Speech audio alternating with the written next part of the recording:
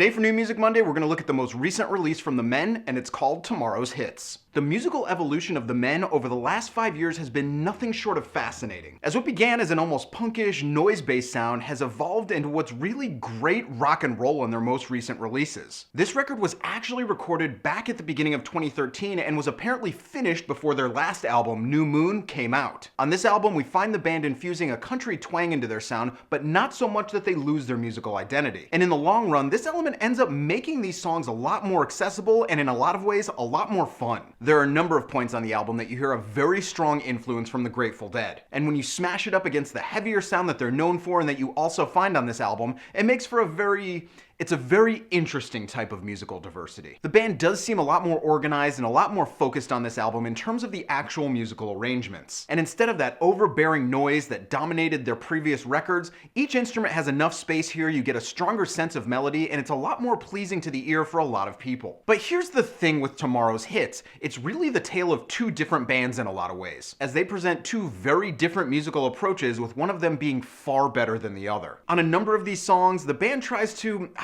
they almost try and be a little bit too clever, and it ends up sounding just a little bit cheesy and a little bit too much like the E Street Band of the 80s. And that comes to an extreme on the song Another Night, and to tell you the truth, on the dozen or so times I listened to this album, I was never able to make it through that song. It's just not pleasing to the ear, it goes on too long, and I ended up having to skip it after about 3 minutes every single time. It's this sound that dominates the middle of this record, and to tell you the truth, it's a bit of a letdown after how strong the opening two songs are. Along with this, much like on the track I mentioned, a number of the songs absolutely overstay their welcome. They go on far too long, they become repetitive, and they become boring. This is probably just a residual effect from the earlier days and the earlier sound of the band, as it sounds like they really don't know where and when to end the song, and they just let it drag on. And I really think you can chalk this one up to a band in the middle of their musical evolution and let it slide to a certain extent. With that in mind, when you look at the overall album, I think you see two really decent starts to two completely different albums in these songs. But when you combine them, it just becomes too musically jumbled to really dig in at any point. This also speaks heavily to the track order, as it jumps back and forth so quickly and so heavily that you really can't grab on anywhere, and it becomes a frustrating musical experience. And that detracts from what are, in general, pretty decent songs. However, even with those critiques in mind, the Men have proved that they're really not scared of experimenting musically in any way, and they're just gonna go ahead and follow whatever musical muse seems to be speaking into them at that moment, and there's no question that these guys play their instruments exceptionally well. And I really feel like if they found a single focus the next time around, it's gonna be a stellar album. And on the buy it or borrow it, even with the obvious flaws I've talked about, I still think Tomorrow's Hits is a pretty decent borrow it. So that's what I got for you guys today. I hope you dug it. If you did, go ahead and click subscribe, leave a comment, click like, whatever you want to do. You can follow me on Twitter and Facebook right here, and I'll see you guys again next time.